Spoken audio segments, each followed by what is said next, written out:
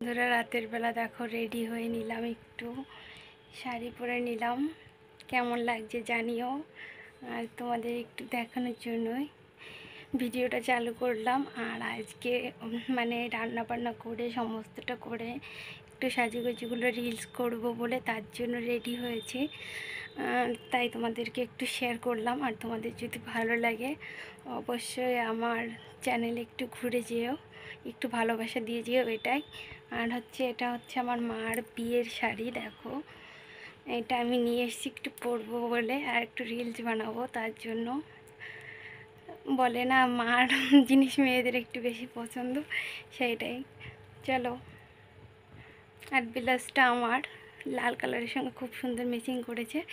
অতটা ভালো সাজতে পারি না, তবু যতটা করেছি। চলো টাটা।